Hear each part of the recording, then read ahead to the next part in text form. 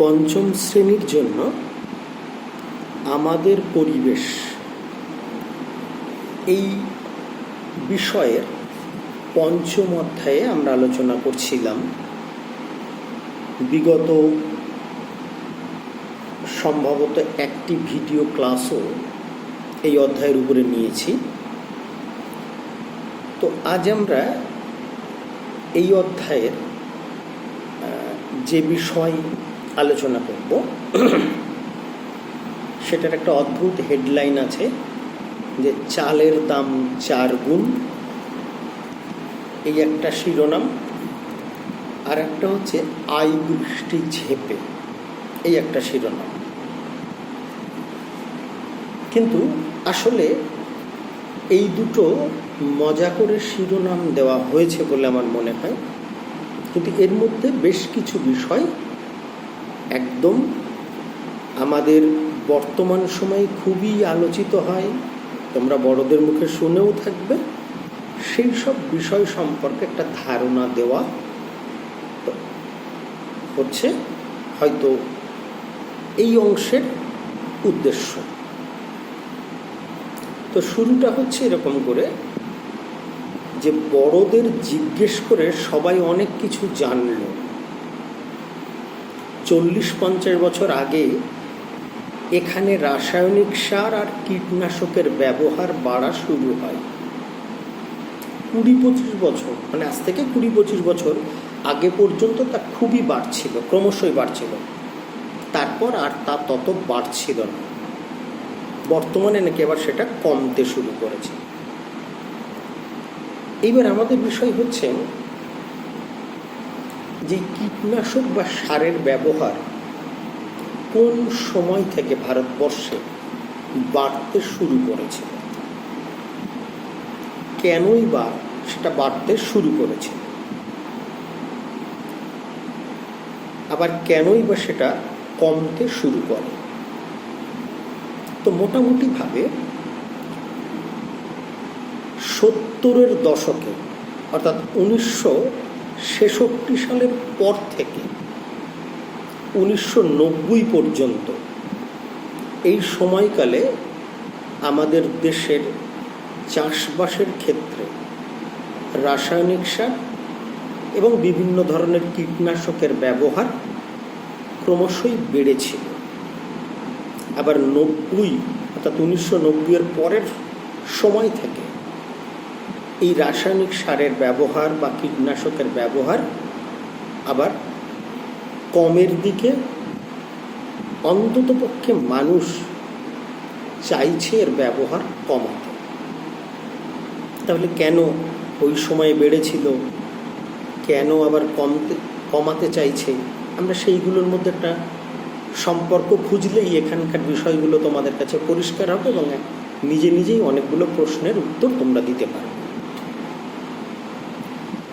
আসলে 1966 সাল, তখন আমিও জন্মগ্রহণ করিনি, তোমরা তো খুবই ছোট। সেই সময়ে আকস্মিকভাবে চালের দাম নাকি 4 গুণ হয়ে গিয়েছিল। অর্থাৎ যে চালের দাম নাকি কেজি 1 টাকা 25 পয়সা ছিল, এই সময় সেটা 5 টাকা হয়ে যায়। এবং তাও আবার কি, টাকা জোগাড় করতে পারলেও চাল পাওয়া যায় না।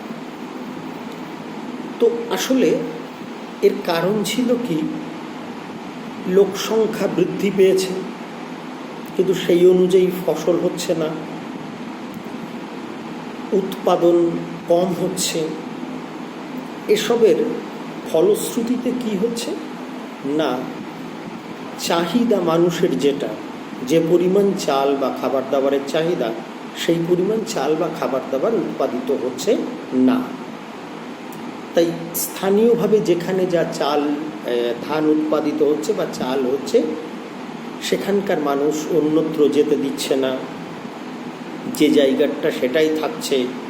মানুষ খাদ্য সংকটে পড়ে ওই রেশন থেকে চালও তখন ঠিকঠাক পাওয়া যাচ্ছিল না, কেননা সরকারের পক্ষেই দেওয়া সম্ভব হচ্ছিল না, যেহেতু ধানই উৎপাদিত হয় না বা কম হয়, লোক অনুযায়ী ধানের উৎপাদন কম, এবং সেই সময় অনেক সময় মানুষ সাধারণত মাইলো, ভুট্টা, মানে যেগুলো নিম্ন স্তরের শস্য দানা, সেইগুলো খেয়ে অনেক সময় বাঁচত।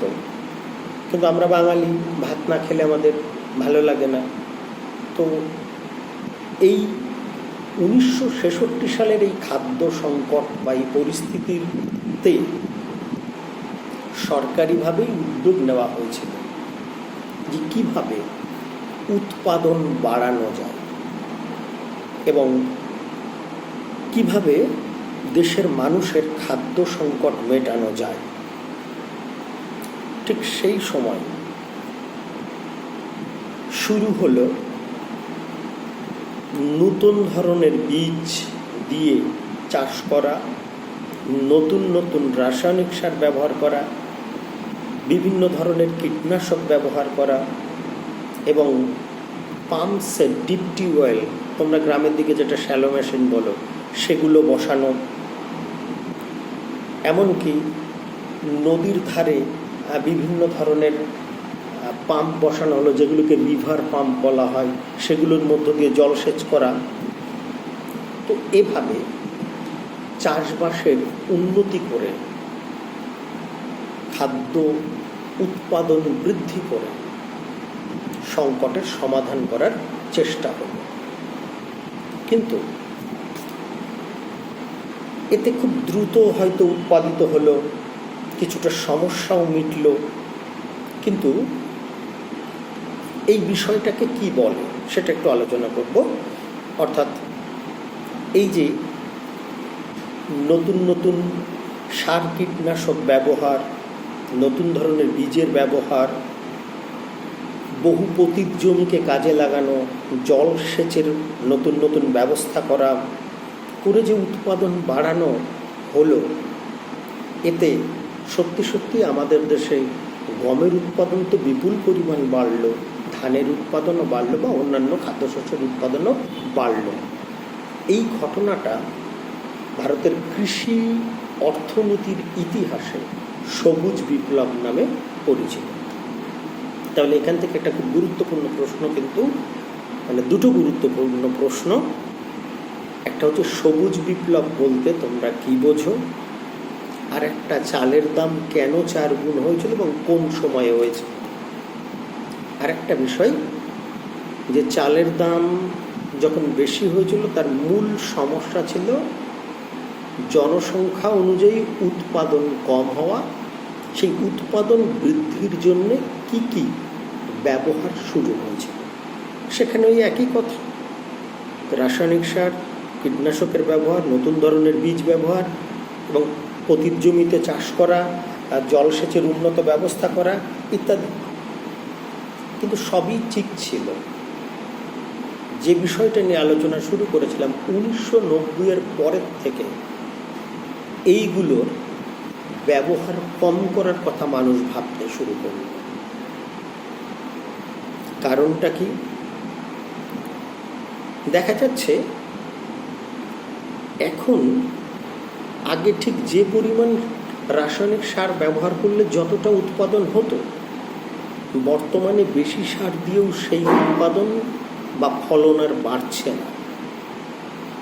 ফলে অনেকেই রাসায়নিক সার অপেক্ষা জৈব সারের দিকে ঝুঁকছেন, কেউ কেউ প্রাকৃতিক কীটনাশকের দিকে ঝুঁকছেন।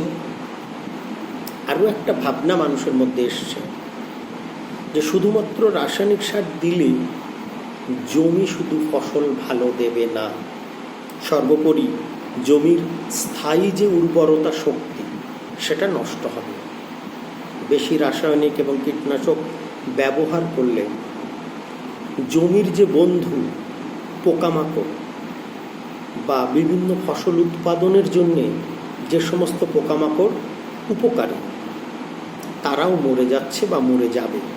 যেমন মৌমাছি, প্রজাপতি, রেশম পোকা, এই সমস্ত পোকাগুলো যদি অতিরিক্ত কীটনাশক ব্যবহারে হারিয়ে যায়, তাহলে আগামী দিনে কৃষিকার্যের ক্ষতি হবে এবং উৎপাদন ব্যবস্থা ব্যাহত হবে। এছাড়া আমরা জানি বেশি কীটনাশক দেওয়া শস্য আমরা যদি খাদ্য হিসাবে গ্রহণ করি তাহলে নানা রকম শারীরিক সংকট দেখা দেবে, নানা রকম রোগ হবে। সুতরাং সব দিক থেকেই মানুষ কিন্তু এই ভাবনায় এসছে যে রাসায়নিক সার বা কীটনাশক সার ব্যবহার কম করতে হবে, বা 90-এর দশক পর্যন্ত যেটা ব্যাপক আকারে ব্যবহার করা হতো, এখন কিন্তু সেই বিষয়ে মানুষ সচেতন হয়েছে যে কম ব্যবহার করতে হবে। তাহলে বর্তমানে কেন এই ভাবনা এসছে এরকম একটা প্রশ্ন যে কীটনাশক সার বা রাসায়নিক সার কম ব্যবহার করতে হবে? সেখানে ওই রাসায়নিক সার জমির স্থায়ী উর্বরতা শক্তি কমিয়ে দেয়, আগের মতো রাসায়নিক সার ব্যবহার করে ফলন বৃদ্ধি পাচ্ছে না, অতিরিক্ত কীটনাশক ব্যবহার মানুষের শারীরিক ক্ষতি করছে। এই সমস্ত বিষয়গুলো হচ্ছে উত্তর। এইবার আমরা যেটা মোদ্দা কথা পেলাম যে বেশি রাসায়নিক সার ব্যবহারের ফলে জমির উর্বরতা শক্তি কমে যায়, আর রাসায়নিক বা কীটনাশক ব্যবহার করলে জমির ক্ষতি হয়। সেজন্য 90-এর দশক থেকেই মানুষের মধ্যে এগুলি ব্যবহারের ক্ষেত্রে একটা কম করার প্রবণতা এসছে। এর পাশাপাশি মাটির নিচের থেকে জল তোলাটা, মানে ডিপ টিউবওয়েলের মধ্য দিয়ে মাটির নিচের থেকে জল তুলে কৃষিকার্যে ব্যবহার করলে এমন দিন আসবে যে মাটির জলস্তর কমে যাবে, আমাদের পানীয় জলের সংকট দেখা দেবে।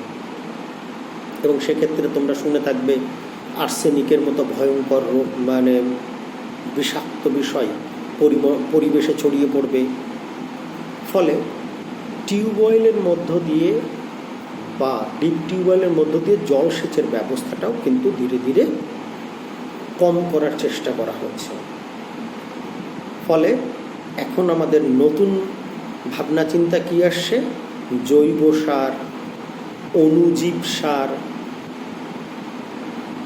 এই সমস্ত বিষয়গুলো কিন্তু আমাদের আসছে। এবং বৃষ্টির জল জমিয়ে রাখা এবং এই নতুন পদ্ধতি ব্যবহার করে কৃষি উৎপাদনকে বাড়াতে হবে, এই ভাবনাটা এসছে। তাহলে আমরা যেটুকু আজকে আলোচনা করলাম চালের দাম 4 গুণ, এই অংশে মজার মতো করে, সেখানে কিন্তু আমাদের মূল আলোচ্য বা এর থেকে যে প্রশ্নগুলো হতে পারে সেটা হচ্ছে কোন সময়ে রাসায়নিক সার ও কীটনাশক সারের ব্যবহার শুরু হয়েছিল, কেন এই ব্যবহার শুরু হয়েছিল, তারপর 1966 সালে ওই সময়ে কি ঘটেছিল, 1966 সালের খাদ্য সংকটের পরবর্তী সময়ে কৃষির উৎপাদন বৃদ্ধির জন্য কি কি ব্যবস্থা নেওয়া হয়েছিল। এইটাকেই অন্যভাবে বলা যায় যে সবুজ বিপ্লব বলতে কি বোঝো। তারপরে আমরা এখান থেকে দেখব যে বিভিন্ন সময়ে কোন কোন ফসল চাষ হয়। ধান চাষ আগে কতবার হতো, এখন কতবার হয়। মানুষ কোন সময় থেকে রাসায়নিক সার বা কীটনাশকের ব্যবহার কমাতে চাইল কিংবা কেন চাইল, এটা একটা কোশ্চেন। আরেকটা হচ্ছে কি না, ডিপ টিউবওয়েল যার মধ্য দিয়ে জলসেচ ব্যবস্থা গড়ে উঠেছিল সেটাও কেন মানুষ এখন ক্ষতিকারক ভাবছে, আর বর্তমানে কি কি নতুন ভাবনা এসছে। এই হচ্ছে এই জায়গার টোটাল আলোচ্য বিষয়। তো আজকে আমরা এইটুকুই আলোচনা করলাম পরিবেশ বিজ্ঞান বিষয়ে।